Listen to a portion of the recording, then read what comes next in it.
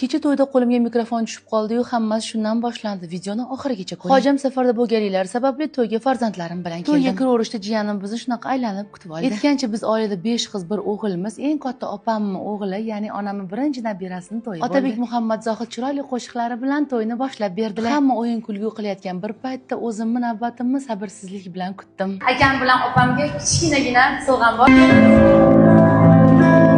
Alloh sizdan rozi bo'lsin. Uzoq umr, baxtli hayot kechirsin. Aka sizga shalomga, umraga chiqishgan. Xudo xohlasa zar to'ydan keyin umraga jo'natsamiz. Ulaman o'ylaymiz sizga.